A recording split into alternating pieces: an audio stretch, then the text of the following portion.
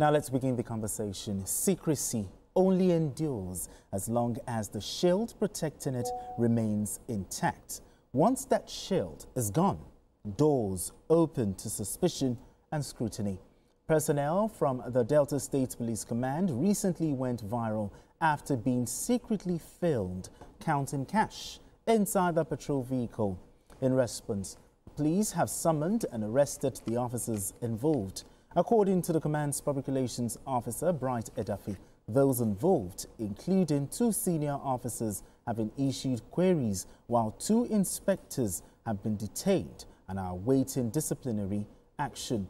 The viral video sparked widespread speculation online, with many suspecting the cash may be linked to proceeds of extortion.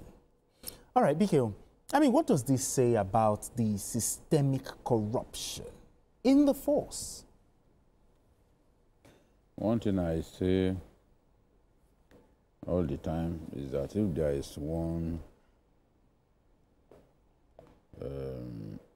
agency, if there is one security outfit that constantly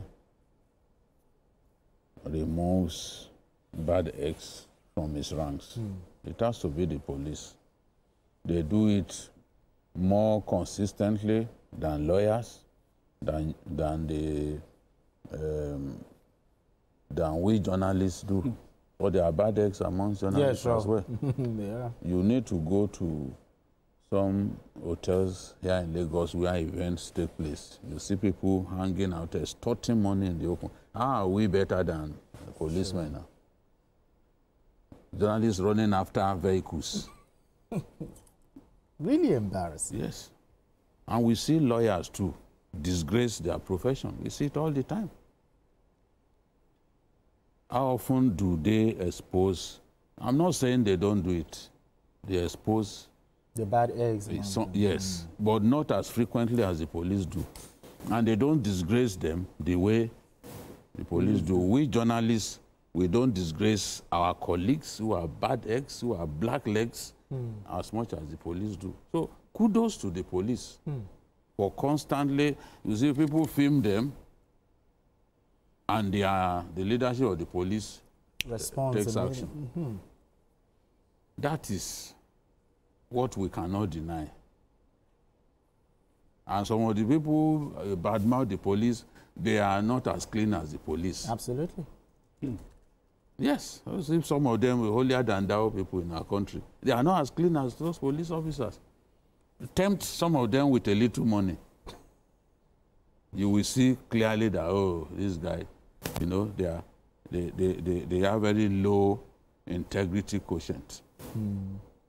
Many of the people, you see them on TV, they make all the noise.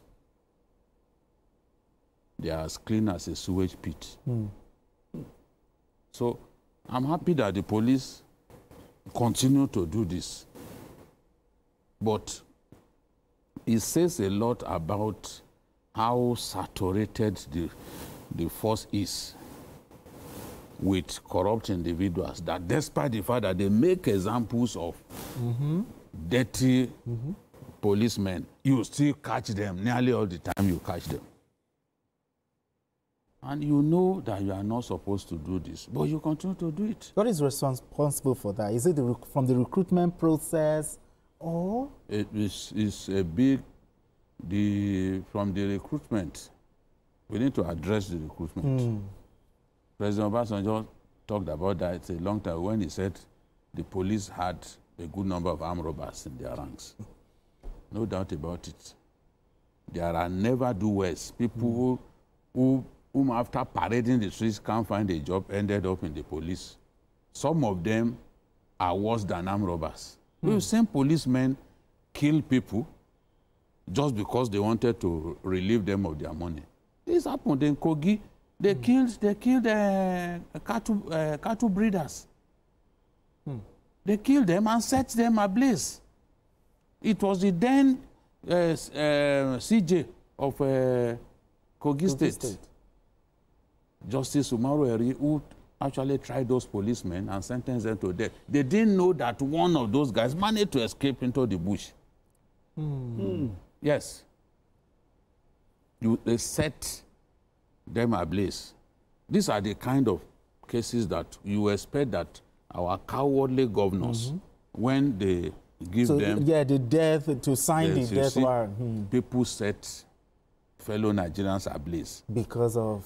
After stealing their money, so that there will be no trace. Yet, a governor will be reluctant to sign. You are cowardly, but you can give people, you can give thugs money to go and take a life. I mean, so this is the thing. Let all of us, whether we are lawyers or policemen or journalists or this, let us cleanse our respective professional bodies. Absolutely. We are happy if people talk about the police, we make fun of them, we talk about our own people, the bad eggs amongst us, who will threaten people that if they don't give them money, they will write negative stories about them. How about editors who will threaten people that if they, even their own reporter, if they don't bring money, that their stories will not go on air? Do those ones deserve to remain in the profession? I mean... because we cannot claim not to know that these things happen. Absolutely. So if you are a gatekeeper, you are an editor, and in your life you ever ask a reporter to bring money before you can run a story, you are good for nothing. You are good for nothing. You don't deserve to remain in the profession. If you are a gatekeeper, you have made a career out of extorting money from the people who work under you. You are a good for nothing journalist. Such people don't deserve to remain in our profession. They are the reason we have some of the issues that we have. They are the reason why people are not committed to the profession anymore. They are all just after money. Whereas if you do this job diligently, that money will come. There are various ways by which money can get to you. Absolutely. Without extorting money from people, without threatening politicians, without threatening your reporters who are under you. So let's just, we're talking about the police. Yes. I know, but the rest of us, we should look at, as we are pointing fingers at people. The rest is also pointing at you. So we as journalists, there are some journalists today in Nigeria, they don't even have a name. They are ethical disasters in our profession. We know them. Yeah, but Bike, I said, the reforms, what kind of reforms will stop police officers, from extorting cash? Before we even talk about reforms, I think we should build on what BK has started, and it's just a wake-up call. NBA is currently having its own conference, and I also remember their president saying that they should uphold the integrity of the profession. And this is also a wake-up call to everyone. Absolutely. I remember what Muiwa will always say, that's his first spokesperson. He will always say that this is also, they are also product of the society. In other words, as much as they are not making an excuse, but it's just telling us that these are people that the society has produced. And so what do? It's our job to sanitize the system, to do serious cleansing, inner cleansing. A kind of, maybe we should have the real ombudsman. We should begin to uphold the tenets of every profession. Absolutely. So, having said that, I want to say that one thing is working for us, irrespective of the negativity of social media. It's telling us that there is hardly anything that is hidden now. Sure. Anything can be done secretly, anything can be recorded, and all those things is a wake-up call that we need to up our standard. Yes. We need to do everything well. So kudos to this current the IG. the IG. This and we are very concerned about maintaining this institutional cleansing, because we still see some of these policemen doing it with all kinds of audacity on the street, collecting, extorting money.